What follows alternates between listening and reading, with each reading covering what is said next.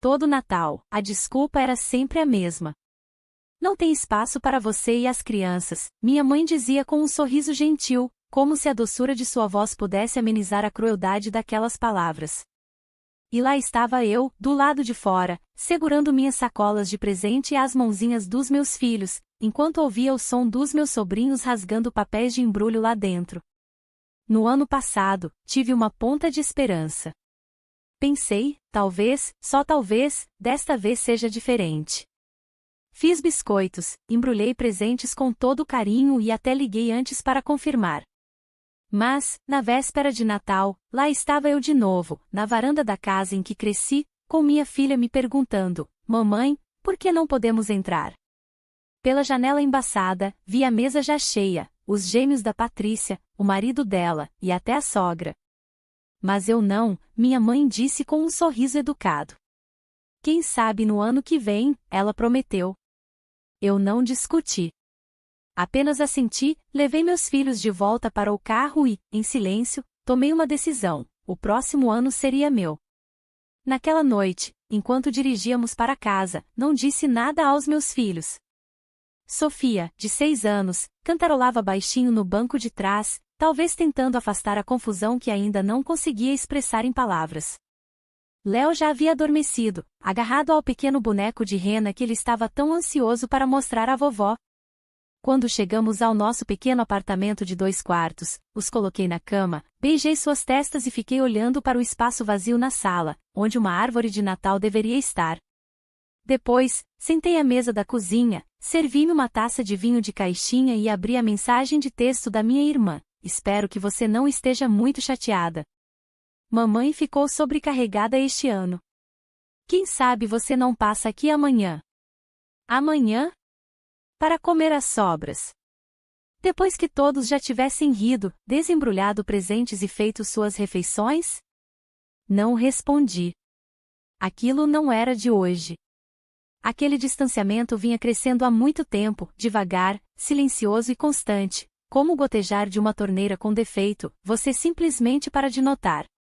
Tudo começou com pequenas coisas, um jantar de aniversário para o qual eu não fui convidada, porque achamos que você estava trabalhando até tarde, a festa de aposentadoria da minha mãe, que descobri pelo Facebook, um churrasco de família onde a Patrícia marcou todos em uma foto de grupo. Todos, menos eu. A cada vez, eu me convencia de que era um mal-entendido, que não era de propósito, que eu não deveria fazer alarde. Mas mesmo quando eu tocava no assunto, com delicadeza, minha mãe sorria e dizia: ah, querida, você sabe, a casa está sempre aberta para você. Sempre. A menos que a mesa esteja cheia.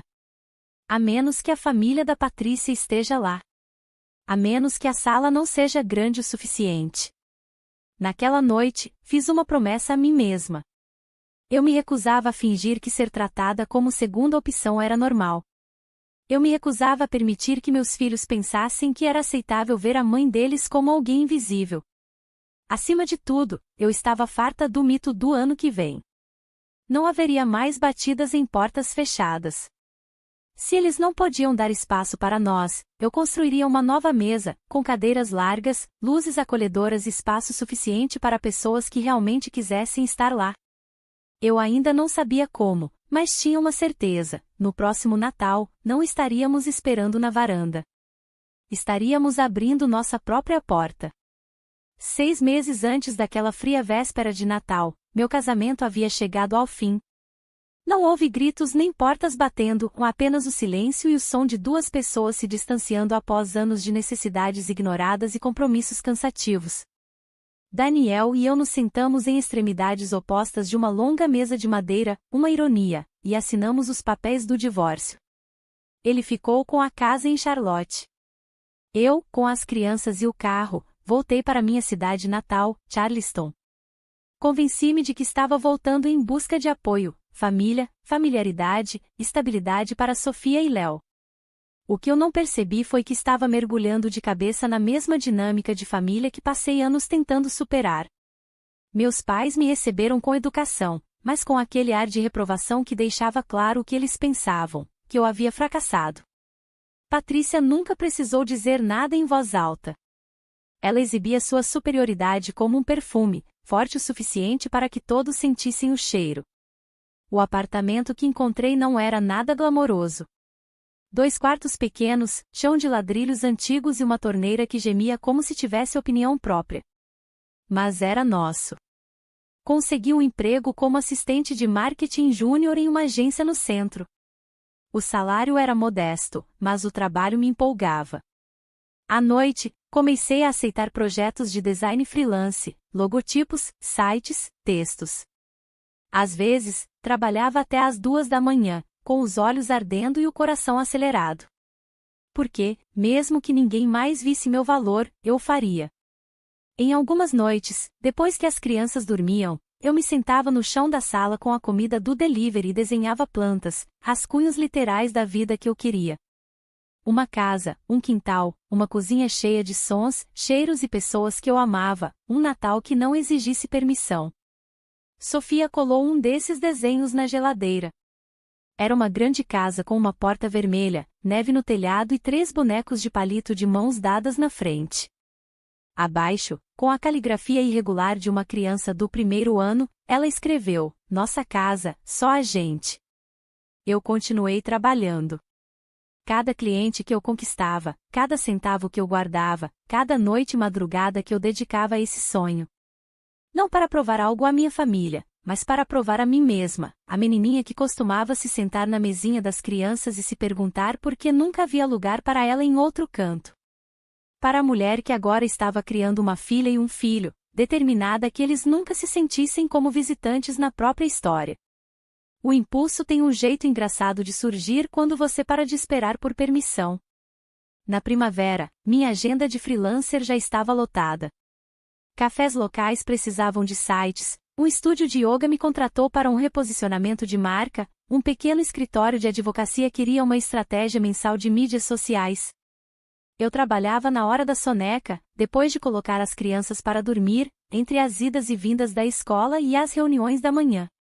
Era exaustivo, mas era meu. Na agência, meu chefe começou a notar meu potencial. Uma tarde, depois de uma apresentação de campanha que rendeu aplausos calorosos, ele me chamou de lado. "Você tem um instinto natural para isso", ele disse. 2 semanas depois, fui promovida a associada sênior de marketing. 2 meses depois, a gerente de contas. E a cada passo, a visão que eu havia esboçado em guardanapos e desenhos das crianças se tornava cada vez mais real. Em uma quinta-feira, no início de outubro, passei por uma casa. Ela não era chamativa. Na verdade, parecia um pouco cansada. A pintura estava desbotada, a luz da varanda torta, o quintal coberto de era. Mas havia algo nela.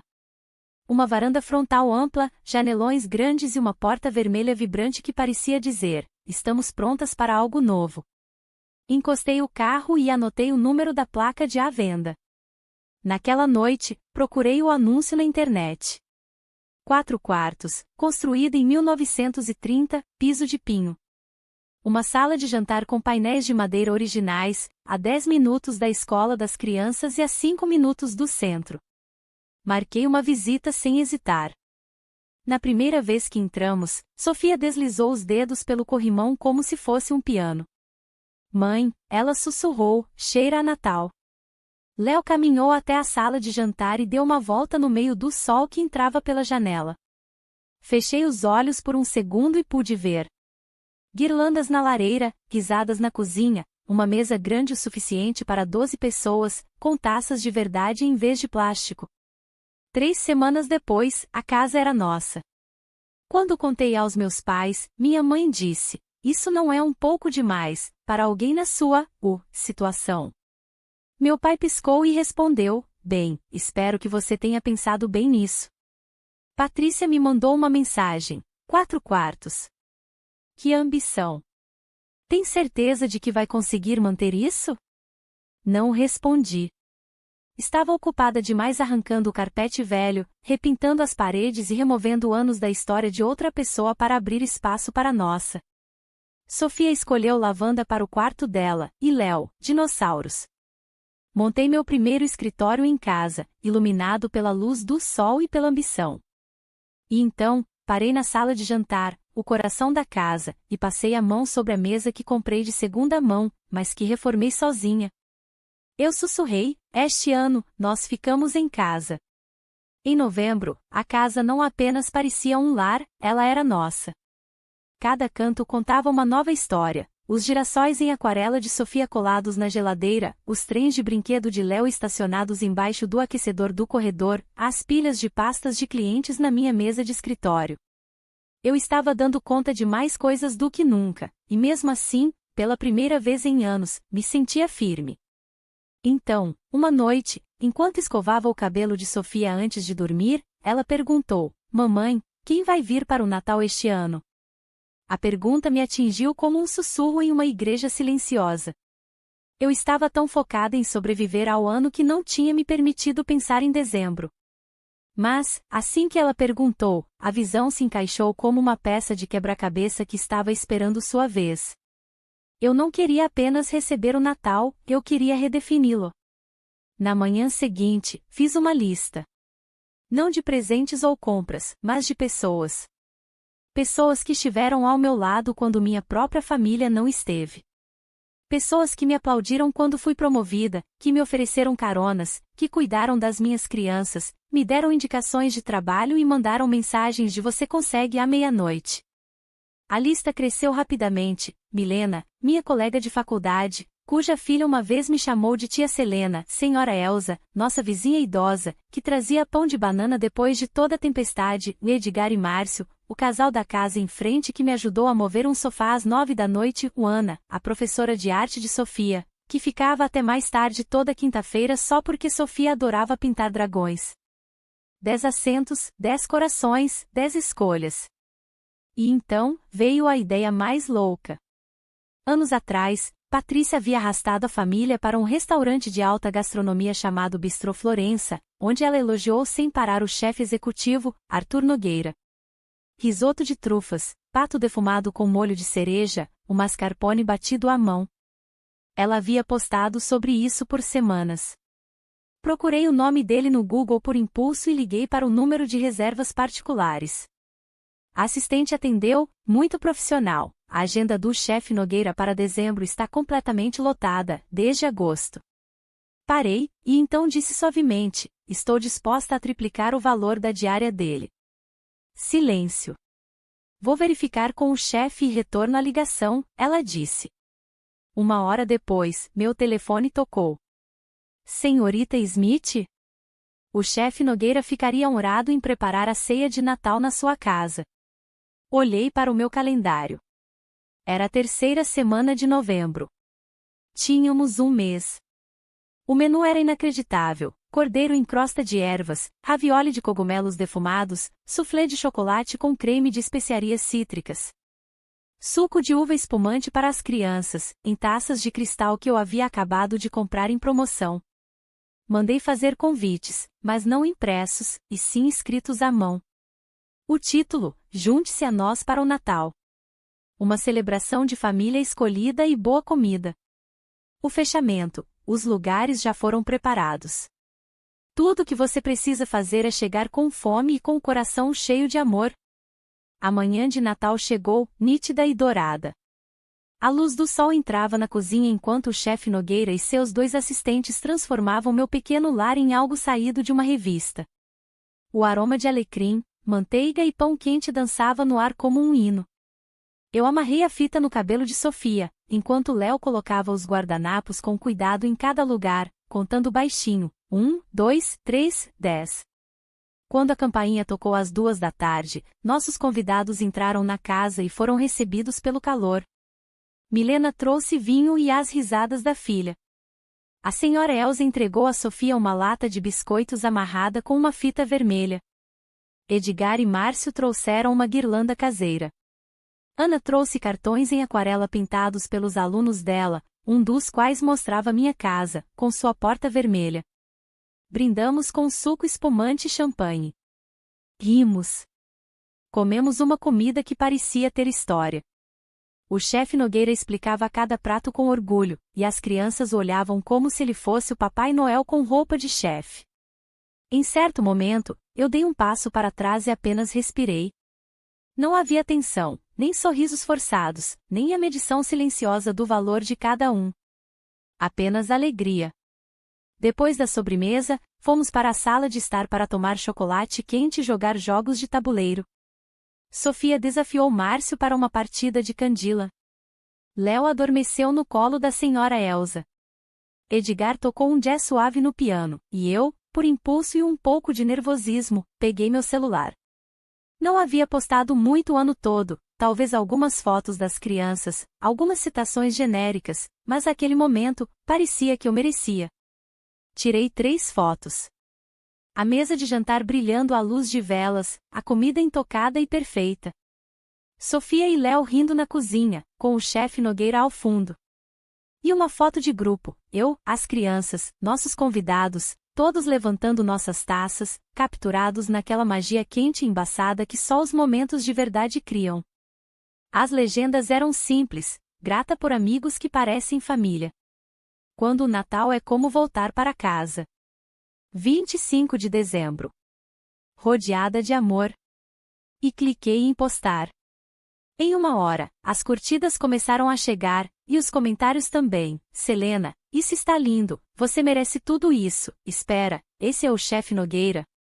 Sorri até meu telefone começar a vibrar sem parar.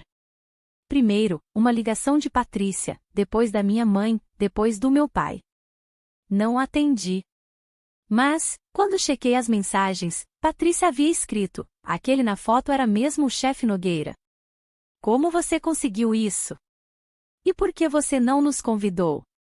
Fiquei olhando para aquela última mensagem por um bom tempo. Por quê? Porque todo Natal você não convidava. Porque todo ano eu ficava na sua varanda com os meus filhos e com a esperança, e você me dizia que não havia espaço. Agora, eu tinha criado meu próprio espaço, e desta vez, realmente não havia lugar para quem só aparece quando é conveniente. Eu não respondi. Ainda não. Algumas coisas merecem o silêncio antes de qualquer resposta. 3 dias depois do Natal, exatamente quando eu estava começando a aproveitar o silêncio, Patrícia apareceu. Sem ligar, sem avisar, apenas o som dos pneus no cascalho da entrada e as batidas fortes na porta da frente. Abri devagar, já me preparando. Lá estava ela, com seu casaco de lã e botas de grife, segurando uma sacola de presente com um olhar mais penetrante. Precisamos conversar, ela disse, entrando sem pedir licença. O calor da casa a atingiu como um choque. Ela olhou ao redor, observando as guirlandas no corrimão, a árvore de Natal iluminada, as taças de vinho vazias secando na pia. Seu olhar parou em uma foto emoldurada na mesa de canto, a foto de grupo do Natal. Todos sorrindo, todos radiantes. A expressão dela se contraiu. Bela casa, ela disse com um sorriso que não chegava aos olhos. Não sabia que você estava tão bem. Obrigada, respondi com calma, fechando a porta. Sofia e Léo estavam brincando lá em cima, eu não queria que ouvissem aquilo. Pode se sentar, ofereci, indicando o sofá. Ela permaneceu de pé. Então, ela começou, com a voz muito doce, você realmente contratou o chefe Nogueira? O verdadeiro? Contratei. Sabe, tentei contratá-lo por anos para o aniversário da mamãe. Aparentemente, ele não trabalha com clientes rudes, eu disse, com um sorriso. O sorriso dela sumiu. Você sempre foi dramática, ela retrucou. Postar aquelas fotos? Foi mesquinho. Parecia que você estava tentando nos envergonhar. Dei uma risada baixa. Para isso, você não precisou da minha ajuda. Os olhos dela se estreitaram. Você está brava por causa de um Natal, Selena. E, de repente, você dá um jantar extravagante e exibe tudo nas redes sociais como se tivesse sido abandonada. Repeti. Patrícia, quando foi a última vez que fui convidada para algum evento de família em que não fui tratada como um favor ou excluída por completo? Ela abriu a boca, mas não disse nada. Estou esperando, acrescentei. Eu só acho, ela retomou, se recompondo, Que é triste a maneira como você está agindo, com essa coisa de família escolhida, como se fosse uma vingança. Não é vingança, eu disse, com a voz baixa e firme. É cura. Ela bufou. Não, de verdade. Você passou anos me fazendo sentir que eu não pertencia. Que meus filhos eram demais. Que eu tinha que implorar por um lugar na mesa em que cresci. Eu nunca quis fazer você se sentir. Você fez, Patrícia. Quer tenha sido sua intenção ou não. Você fez. E ninguém nunca me pediu desculpas. Ninguém jamais disse, Selena, nós tivemos. Nós te amamos. Sentimos muito. Vocês apenas me enrolaram e mudaram de assunto. Ela olhou para os sapatos. Depois de uma longa pausa, disse suavemente, a mamãe tem chorado por dias. Não disse nada. Ela se sente humilhada. As pessoas da igreja viram as fotos. Estão perguntando por que você não estava no Natal. Ela pode dizer a verdade, eu disse, simplesmente. Que não havia espaço. Ela se arrepende disso. Será? Perguntei. Ou ela só está chateada porque outras pessoas notaram? Patrícia soltou um suspiro trêmulo. Eu sei que não fomos justos com você, ela disse, mas isso pareceu um tapa. Olhei-a diretamente nos olhos. Que bom, eu disse. Porque talvez agora você entenda como é a sensação. Ela parecia ferida, mas não me retratei. Não desta vez. Eu não quero te perder, ela sussurrou. Você já me perdeu, eu respondi. No dia em que decidiu que o seu conforto era mais importante do que minha presença. No dia em que fechou a porta e me disse para voltar para as sobras. No dia em que sorriu como se fosse razoável deixar eu e meus filhos do lado de fora, no frio. Ela afundou no sofá. O que você quer? Ela perguntou. Caminhei até a lareira, peguei um dos cartões em aquarela que Ana havia me dado e olhei para a porta vermelha que ela havia pintado. Eu quero respeito, eu disse. Não pena, nem um convite por culpa. Apenas respeito humano, familiar. Ela engoliu em seco. E se nós mudarmos, ainda podemos ser família? Virei-me para ela. Se você quiser fazer parte desta vida, da minha vida, terá que conquistar isso com atitudes, com honestidade, com algo real. O silêncio preencheu a sala, denso e elétrico. Então eu vou tentar, ela disse, com a voz fina. Que bom, eu respondi, porque desta vez eu não darei espaço para ninguém que não apareça de coração aberto. Naquela noite, depois que Patrícia foi embora, eu não chorei. Pensei que choraria, mas em vez disso, me sentei na sala, cercada pelo cheiro de canela e pinho, e observei o fogo crepitar na lareira. Sofia desceu as escadas de meias fofas, segurando seu cobertor. Mamãe, ela disse, subindo no sofá ao meu lado. Por que a tia Patrícia veio? Hesitei. Ela queria conversar. Ela está brava? Não, meu amor, eu disse gentilmente. Ela está aprendendo. Aprendendo o quê? Olhei para o rosto da minha filha, tão aberto, tão cheio de perguntas que o mundo ainda não havia reprimido. Aprendendo a amar melhor. Ela piscou, e depois deitou a cabeça no meu braço. Eu gosto mais do nosso tipo de amor, ela sussurrou. E só com isso, os anos de mágoa, as portas fechadas, os sorrisos tensos, tudo se suavizou. Nos dias seguintes, comecei a notar mais. Não sobre minha família de sangue, mas sobre a nossa.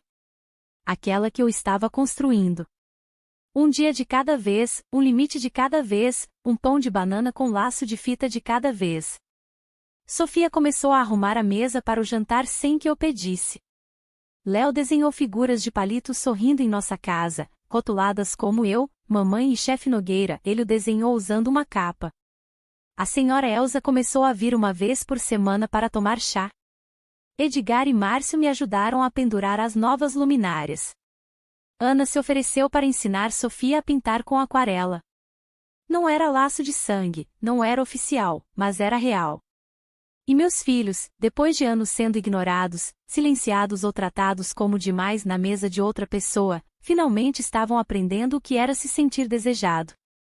Não por obrigação, nem por culpa. Mas porque o amor de verdade, abre espaço.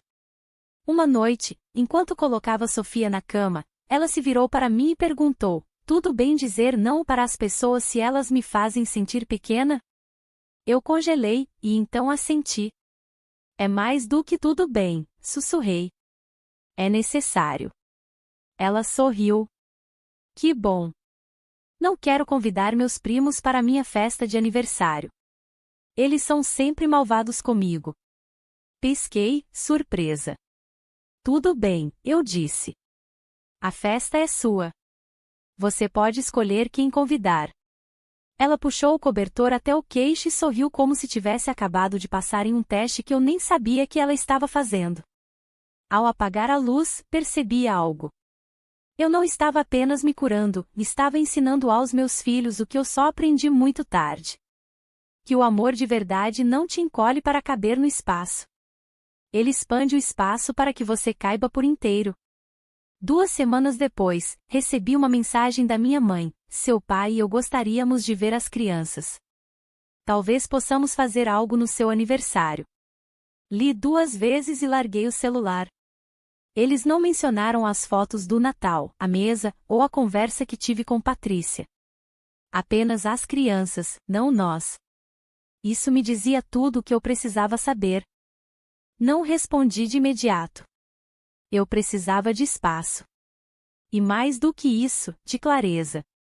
Naquele fim de semana, enquanto decorávamos para o aniversário que se aproximava, vi Sofia colar os convites com adesivos brilhantes e pequenos corações feitos à mão. Ela se virou para mim e perguntou: eu sou obrigada a convidar pessoas com quem não me sinto segura? Sorri. Não, meu amor. Nunca. E eu também não. Naquela noite, finalmente respondi à minha mãe: as crianças estão bem. A agenda delas está cheia, e a nossa vida também. Se vocês quiserem se reconectar, isso terá que começar com honestidade e respeito. Não aceito mais nada menos que isso. Ela não respondeu desde então. Mas quer saber? Aquele silêncio agora parece mais leve. Mais leve do que todos os anos que passei tentando conquistar um lugar em uma mesa que nunca foi feita para mim. Porque foi isso que aprendi: o amor que precisa ser conquistado em silêncio não é amor.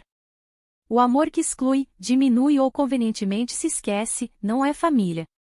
A família que eu tenho agora aparece sem que eu precise pedir. Eles mandam memes, trazem sopa quando meus filhos ficam doentes, lembram do meu aniversário, comemoram quando fecho um novo cliente e ficam depois do jantar para ajudar a lavar a louça.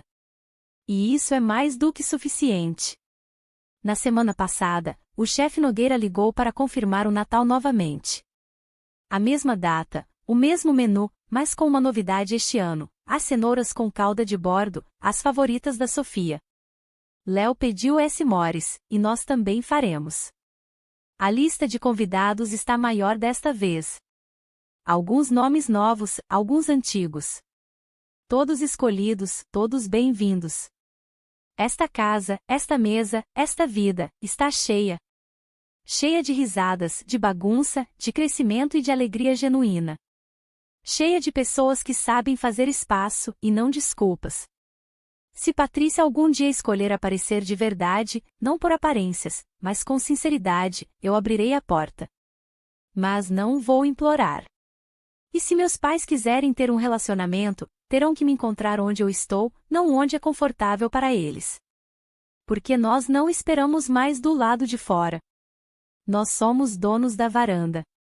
E neste Natal, como em todos os próximos, haverá 12 cadeiras ao redor da mesa. Cada assento ocupado. Sem explicações, sem desculpas, sem mais espera por um lugar. Apenas calor e uma porta vermelha que só se abre para o amor que bate com graça. Obrigada por ouvir a história de Selena. Se você gostou desse vídeo, por favor curta e compartilhe para nos apoiar a trazer mais histórias inspiradoras, e se inscreva no canal para não perder nenhum lançamento. Até o próximo vídeo.